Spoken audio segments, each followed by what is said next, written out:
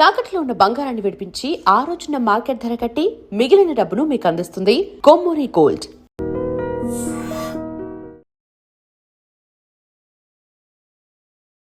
నమస్తే, welcome to ఐట్రిప్. April మాసంలో ద్వాదశ రాశుల వారికి ఏ విధంగా ఉంటుందో తెలియచేయడానికి ఈరోజు మనతో పాటు ఉన్నారు జ్యోతిష రత్న జ్యోతిష చక్ర వైభవ నిపుణులు డాక్టర్ రాళ్లపల్లి రవికుమార్ గారు. వారితో మాట్లాడి తెలుసుకుందాం. నమస్తే గురుగారు. నమస్కారం అమ్మా. గురుగారు, ఏప్రిల్ మాసంలో ద్వాదశ రాశుల్లో నవగ్రహాలు ఏ ఏ స్థానాల్లో ఉంటాయి? తప్పకుండా అమ్మా. శరదిందు సమాకారే పరబ్రహ్మ స్వరూపిణి వాసరాపీఠ నిలయ సరస్వతి నమస్తుతే. ఐడ్రీమ్ ప్రేక్షకులకి నమస్కారం. ముందుగా ప్రతి నెల అంటే మనం మాస ఫలితాలు చెప్పుకుంటున్నాం కాబట్టి అసలు ద్వాదశ రాశుల్లో నవగ్రహాలు ఎక్కడ ఉన్నాయో కూడా చెప్పుకుంటే మంచిది. చంద్రుడు అనుకోండి ప్రతిరోజు ఒక నక్షత్రంలో ఉంటాడు. సో చంద్రుడు అనేవాడిని పక్క పెట్టండి. ఫస్ట్ సూర్యుడితో స్టార్ట్ చేద్దాం. సూర్యుడు వచ్చేసి మనకి ఏప్రిల్ 15 నుంచి మే 14 దాకా ఇంచుమించుగా మేషరాశిలో ఉంటారు. సో సూర్యుడు ఉచ్చస్థానం అయినట్టమాట. అందుకే మనకి ఏప్రిల్ 15 టు మే 15 ఎండలు ఎక్కువగా ఉంటాయి అన్నమాట. సూర్యుడు భగభగ మండడానికి గల కారణం సూర్యుడు ఉచ్చస్థానంలో ఉండడం అన్నమాట. అది అక్టోబర్ 15 టు నవంబర్ 15 రవి నీచలో ఉంటాడు, అందుకే చలి ఎక్కువగా ఉంటుంది. బట్ ఫస్ట్ ఏప్రిల్ 15 టు మే 15 ఏమో రవి ఉచ్చస్థానంలో ఉన్న మేషరాశిలో ఉంటాడు. నెక్స్ట్ వచ్చేసి మనకి కుజుడేమో మీన రాశిలో ఉన్నారండి. అలాగే రాహు వచ్చేసి మనకి కుంభరాశిలో ఉన్నారు. గురువు వచ్చేసి మనకి మిథున రాశిలో ఉన్నారు. అలాగే శని వచ్చేసి మనకి మీన రాశిలోకి ప్రవేశించాడు ఆల్రెడీ. సో బుధుడు వచ్చేసి మనకి 10వ తారీఖు నుంచి 10వ తారీఖు ఏప్రిల్ నుంచి నీచ స్థానమైన మీన రాశిలో ఉంటారన్నమాట. మెయిన్గా ఈ బుధుడు నీచలో ఉండడం వల్లనే సో ఈ స్టాక్ ఎక్స్చేంజ్ అంతా పడిపోవడం, వ్యాపార నష్టాలు కలగజేయడం ఇవన్నీ జరుగుతుంది. ఎందుకంటే బుధుడు మెయిన్గా వ్యాపార కారకుడు, అలాగే మెయిన్గా స్టాక్ ఎక్స్చేంజ్, డబ్బులు, మనీ ఇవన్నిటి కూడా కారకుడు అన్నమాట. సో అందుకే పతనం ఇవన్నీ కూడా జరుగుతున్నాయి, స్టాక్ ఎక్స్చేంజ్ ఇవన్నీ కూడా. సో బుధుడు వచ్చేసి నీచ స్థానంలో ఉంటాడు. మళ్ళీ కేతు వచ్చేసి మనకి సింహరాశిలో ఉంటారు. శుక్రుడు వచ్చేసి మనకి 19 ఏప్రిల్ నుంచి వృషభ రాశిలోకి స్వస్థానంలోకి ప్రవేశిస్తున్నాడు. ఇది కాకుండా మెయిన్గా రాహు కేతువుల మధ్యన గ్రహాలు ఏం లేవు. అంటే అన్ని గ్రహాలు సవ్యంగా తిరుగుతాయి కనుక రాహుకేతులు మటుకు అపసవ్యంగా తిరుగుతాయి, యాంటీ క్లాక్ వైజ్. సో ఈ రాహుకేతుల మధ్యన గ్రహాలు ఏం లేవు కాబట్టి మెయిన్గా ఈ ఉత్పాతాలు అంటే మెయిన్గా మనకి జరిగే ఈ నష్టాలు అంటే ఎర్త్క్వేక్స్ కానివ్వండి, అలాగే మెయిన్గా వాల్కెనోస్ ఎరప్ట్ అవ్వడం కానివ్వండి, ఈ యుద్ధం జరగడం కానివ్వండి, ఇవన్నీ కూడా జరుగుతాయి. ఇవన్నీ కూడా ఏంటంటే జూలై దాకా ఇంచుమించు జూలై 30 తారీఖు దాకా ఈ కాలసర్పదోషం అంటారన్నమాట. రాహుకేతుల మధ్యన గ్రహాలు లేపడం, ఈ కాలసర్పదోషం వల్లనే ఇలాంటి యుద్ధ వాతావరణం జరగడం, నేచురల్ కెలామిటీస్ రావడం, అగ్ని ప్రమాదాలు జరగడం ఇలాంటివన్నీ జరుగుతుంటాయి. సో జూలై 31కి అవన్నీ కూడా వెళ్ళిపోతాయి. ఇవండి నవగ్రహాలు ద్వాదశ రాశిలో ఈ స్థానాల్లో ఉన్నాయి. గురుగారు, ఏప్రిల్ మాసంలో మేషరాశి వారికి ఏ విధంగా ఉండబోతోంది? తప్పకుండా అండి. మేషరాశి అనగానే మనకి అశ్విని 1, 2, 3, 4 పాదాలు, భరణి 1, 2, 3, 4 పాదాలు, కృత్తిక 1వ పాదం, ఈ నక్షత్రాల సమూహం అంతా మనకి మేషరాశిలోకి వస్తుంది. మేషరాశి వారికి ఏంటంటే మెయిన్గా ప్రస్తుతం గురుబలం తక్కువగా ఉన్నాడు, ఎందుకంటే తృతీయ స్థానంలో ఉన్నాడు కాబట్టి. అలాగే ఏలినాటి శని ప్రారంభమైంది లాస్ట్ ఏడాది నుంచి. సో వ్యయ స్థానంలో శని ఉండిపోయాడు. రాహుకేతులు మటుకు మంచి స్థానాల్లో ఉన్నారు. పంచమ స్థానంలో కేతు, లాభస్థానంలో రాహు. కానీ మెయిన్గా ఏంటంటే ఏలినాటి శని ప్రభావం ఉండడం చేత అది కూడా వ్యయ స్థానంలో శని ఉండడం వల్లనే, వ్యయ స్థానం అంటే ఖర్చు స్థానం, అలాగే నిద్రస్థానం. సో మనం ఇప్పుడు కూడా ఆదాయ వ్యయాలు చూస్తూ ఉంటాం. అంటే ఆదాయం ఎక్కువ ఉండాలి కానీ వ్యయం తక్కువగా ఉండాలి. ఎవరైనా సక్సెస్ అవ్వాలంటే మనిషి మన సేవింగ్ ఎక్కువ ఉండాలి కాబట్టి. సో ఇక్కడ ఏమైందంటే ఏలినాటి శని వల్ల శని వ్యయ స్థానంలో ఉండడం వల్ల అనవసరమైన ఖర్చులు ఎక్కువగా ఉంటాయి. శుభగ్రహాలైన చంద్రుడు కానీ, బుధుడు కానీ, గురువు కానీ, శుక్రుడు కానీ వ్యయ స్థానంలో ఉంటే మనకి మామూలుగా లగ్నం నుంచి జాతకం చెప్పుకున్నప్పుడు శుభగ్రహాలు ఉంటే మంచి ఖర్చులు చేస్తారు.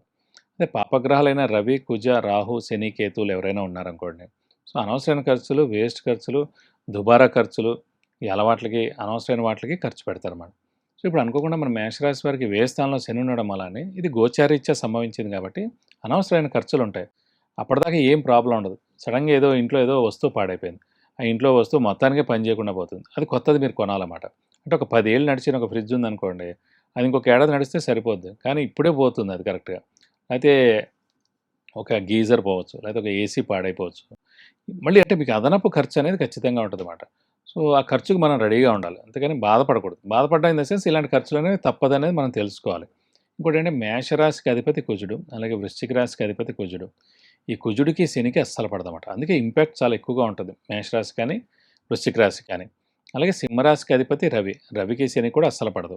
కాబట్టి ఏలినాటి శని కానీ, అర్ధాష్టమ శని కానీ, అష్టమ శని కానీ, ఈ 3 రాశుల వారికి ఎప్పుడొచ్చినా కూడా చాలా ఎఫెక్ట్ పడుతుందన్నమాట. సో మనం ఏం చేయాలంటే మౌనంగా ఉండడం ఉత్తమం, ప్రశాంతంగా ఉండడం ఉత్తమం, మనశ్శాంతి పెంచుకోవడం ఉత్తమం అన్నమాట. సో వీళ్ళకేంటే శ్రమ, కాలం, ధనం వ్యర్థం అవడానికి అవకాశం ఉంది. ఆ అవసరానికి డబ్బులు సమకూరవు, రావాల్సిన బాకీలు ఆలస్యం అవుతాయి. షూరిటీస్ పెట్టకండి, స్పెక్యులేషన్స్ జోలికి వెళ్ళకండి, మధ్యవర్తిత్వం వహించకండి. వ్యాపారస్తులు ఎవరైతే ఉంటే కనుక ఇది కొంచెం గడ్డు కాలం అని చెప్పుకోవాలి. ఎందుకంటే గురుబలమే లేదు. గురువు అంటేనే మెయిన్గా ధనకారకుడు అన్నమాట. వ్యాపారస్తులకు మెయిన్గా ధనమే ఇంపార్టెంట్. ఎందుకంటే వాళ్ళు సేల్స్ చేస్తే కనుక ప్రాఫిట్ రావాలి కాబట్టి సో వారికి గడ్డు కాలం అని చెప్పచ్చు. సో వాడు మౌనంగా ఉండడం ఉత్తమం. కొత్త వ్యాపారం స్టార్ట్ చేయొద్దు, అలాగే ఎక్స్పాన్షన్ జోలికి వెళ్ళొద్దు. అలాగే మెయిన్గా ఈ వివాహాలు అంటే ఇలా శుభకార్యాలు ఏవైతే కూడా అవి కూడా పెండింగ్ అవుతాయండి. ఎందుకంటే గురుబలం మెయిన్గా లేకపోవడం అలానే పెండింగ్ అవుతాయి. కానీ అమ్మాయిలకైతే పెళ్ళి అయ్యేందుకు అవకాశం ఉంది. ఎందుకంటే ఏలినాటి శని అంటే అత్తగారింటికి వెళ్ళడం ఒక స్థానచలనం అనేది కాబట్టి ఆడపిల్లలకైతే ఇది ఒక స్థానచలనం సమయం నడుస్తుంది కాబట్టి వారికి వస్తే గట్టి ప్రయత్నం చేస్తే కనుక వారికి వివాహానికి అవకాశాలు ఉన్నాయి. అలాగే మెయిన్గా ఆరోగ్య విషయంలో చూసుకున్నా కూడా చిన్న చిన్న అనారోగ్యాలు ఉంటాయి. ఎందుకంటే లాస్ట్ ఇయరే స్టార్ట్ అయింది కాబట్టి వెంటనే అంత ఇంపాక్ట్ ఉండదు. 7.5 సంవత్సరాలు ఎప్పుడైనా సరే అంటే ప్రతి ఇయర్ ఇలా జరగాలని రూల్ ఏం లేదండి. 7.5 ఏళ్ల లోపల ఎప్పుడైనా సరే అనవసరమైన ఖర్చు, అనారోగ్యం చేయడం, ఇంట్లో పెద్దవాళ్ళు కానీ చిన్నపిల్లల ఆరోగ్య విషయంలో జాగ్రత్త వహించడం ఇవన్నీ కూడా జరుగుతుంటాయి అన్నమాట. కాబట్టి నేను విద్యార్థులకి చెప్పుకోవాలంటే కనుక మిశ్రమ ఫలితాలే ఉంటాయి. ఎందుకంటే గురువు కూడా తృతీయ స్థానంలో మిశ్రమంగా ఉన్నాడు. గురువు బాగున్నాడు అనుకోండి విద్య చాలా బాగా వస్తుంది. ఆ సంవత్సరం ఉత్తీర్ణత శాతం పెరుగుతుంది. అలాగే వాళ్ళకి మంచి ర్యాంకులు సాధిస్తారు. కొంచెం మిశ్రమంగా ఉంది. అదే జూన్ 2వ తారీఖు వచ్చింది అనుకోండి వీళ్ళకి చతుర్థ స్థానంలో గురువు వస్తారు కాబట్టి అప్పుడు విద్యార్థులకి సువర్ణ అవకాశం చెప్పుకోవచ్చు. సో మనకి జూన్ 1 లోపలనే ఈ ఎగ్జామ్స్ అన్ని మేజర్ ఎగ్జామ్స్ అన్నీ అయిపోతాయి కాబట్టి కొంచెం బాగా కష్టపడాలి. కష్టపడితే కనుక తప్పకుండా మీరు ఉత్తీర్ణత శాతం పెంచుకోవచ్చు. కాబట్టి ఎనీహో మిశ్రమంగా ఉందని చెప్పుకోవాలి మేషరాశి వారికి ఈ మాసం అంతా. స్థానచలనం ఉందా గురుగారు? స్థానచలనం అంటే మెయిన్గా ఏలినాటి శని అండి. ఏలినాటి శని అంటేనే సాధారణంగా స్థానచలనం అనేది ఉంటుంది అన్నమాట. సో ఇప్పుడు ప్రస్తుతం 7.5 సంవత్సరాల పాటు ఉంది కాబట్టి ఎప్పుడైనా జరగచ్చు. కాబట్టి మామూలుగా గ్రహ సంచారంతో పాటు మనం కూడా సంచరిస్తే చాలా మంచిది. అయ్యో మనకి ఏలినాటి శని నడుస్తుంది, మన వైఫ్ ఎక్కడ ఉంది, పిల్లలు ఎక్కడ ఉన్నారు, పేరెంట్స్ ఎక్కడ ఉన్నారు, నేను అక్కడికి మరి వేరే ఊరు ట్రాన్స్ఫర్ చేశారు, మనం ఆప్ చేసుకోకూడదు. మనం ఆపించుకున్నాం అనుకోండి కష్ట సమయంలో కష్ట పరిస్థితుల్లో చాలా దూర ప్రదేశాలకి మనకి ట్రాన్స్ఫర్ అవుతుంది అన్నమాట. సో అందుకే గ్రహాలతో పాటు మనం కూడా సంచరిస్తే మంచిది. మెయిన్గా ఏలినాటి శనిలో స్థానచలనం అంటే ఇల్లు మార్పు కానీ, ఉద్యోగ మార్పు కానీ, ట్రాన్స్ఫర్ అవ్వడం కానీ, లేదంటే వేరే ఊరిలో జాబ్ చేయడం కానీ, లేకపోతే వేరే ఊరికి ట్రాన్స్ఫర్ అవ్వడం కానీ, లేదా డిపార్ట్మెంటల్ చేంజ్ కానీ, లేదా బిల్డింగ్ మారుతారు చూడండి. సేమ్ మన ఇప్పుడు ప్రస్తుతం మనం పనిచేసే బాస్ తప్ప వేరే బాస్ అవి ఉండొచ్చు అన్నమాట. అతనితో మనకి చేంజ్ ఆఫ్ ప్లేస్ ఉన్నట్టు అన్నమాట. సో మన బిల్డింగ్ అయినా మారచ్చు. సో అలాంటి మార్పు ఉండేందుకు అవకాశాలు 100% ఉన్నాయి. అయితే గురుగారు మేషరాశి వారికి ఆర్థికంగా ఏ విధంగా ఉండబోతోంది? ఆర్థికంగా అనుకున్నప్పుడు మనం ముఖ్యంగా చూడాల్సింది అంటే గురువు అనే గ్రహాన్ని. సో జాతకంలో మనకి గురుగ్రహం బాగుండి ద్వితీయ స్థానం అంటే ధనస్థానం, ఆ ధనస్థానాధిపతి బాగుంటే కనుక మనం బాగానే ఉన్నట్టు. కానీ ఇప్పుడు ప్రస్తుతం గోచార రీత్యా మనం చూసుకున్నప్పుడు మటుకు గురువు అనే గ్రహం మటుకు తృతీయ స్థానంలో ఉన్నాడు కాబట్టి అది మిశ్రమ ఫలితాలను ఇస్తాడు కాబట్టి కొంచెం ఆర్థికంగా కొన్ని ఇబ్బందులు ఉంటాయని చెప్పుకోవాలి. అలాగే కొన్ని అప్పులు కూడా చేయాల్సి వస్తుంది. బాకీలు ఏమో తీరో అప్పుల వాళ్ళ బెడద కూడా మనకి తప్పదని చెప్పుకోవాలి. సో ఆర్థికంగా మటుకు మిశ్రమంగా ఉంటుందని చెప్పుకోవాలి. అయితే గురుగారు మేషరాశి వారు మరిన్ని అనుకూలమైన ఫలితాల కోసం ఎలాంటి పరిహారాలు చేసుకోవాలి? మేషరాశి వారు ప్రస్తుతం ఏలినాటి శని ఇప్పుడే లాస్ట్ ఇయరే స్టార్ట్ అయింది కాబట్టి దాని ఇంపాక్ట్ ఉన్నా కూడా ముఖ్యంగా గురువు గ్రహానికి మనం చేసుకుంటానికి అటు దైవబలం దైవానుగ్రహం వస్తుంది. ప్లస్ మనకి ఆర్థికంగా కూడా చాలా బాగుంటుంది కాబట్టి దత్తాత్రేయ స్వామిని ఎక్కువగా ఆరాధిస్తే చాలా మంచిదండి. సో ప్రతిరోజు దత్తాత్రేయ స్వామి అష్టోత్తరం చదువుకుంటే చాలా మంచిది. ప్రతి గురువారం దత్తాత్రేయ స్వామి టెంపుల్కి వెళ్ళి 41 ప్రదక్షిణాలు చేసి వీలైతే మన పేరు నక్షత్ర గోతనామంతో అక్కడ అభిషేకం కానీ అర్చన కానీ ఆ దత్తాత్రేయ స్వామికి చేసుకోవడానికి మీకు అన్ని విధాలా మంచి చేకూరుతుంది. ఇంకో 2 నెలల పాటు కొంచెం గురుబలం తక్కువగానే ఉంటుంది కాబట్టి వీలైతే ఈ 2 నెలలు కూడా ప్రతి గురువారం ఉపవాసం ఉంటే చాలా మంచిది. ధన్యవాదాలు గురుగారు. నమస్కారం.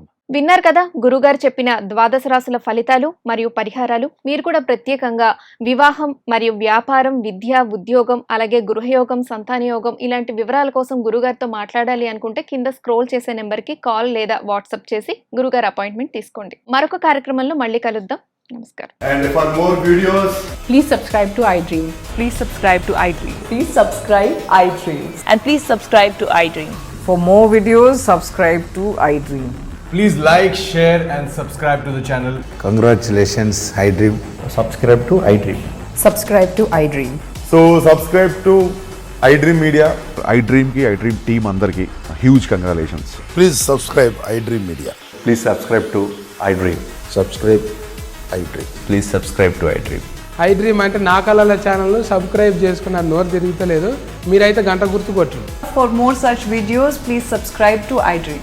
Subscribe to iDream. Please subscribe to iDream. Please subscribe iDream Media. Please do subscribe to iDream. Please subscribe to iDream Media. For best entertainment and information, please subscribe iDream. And don't forget to subscribe to iDream.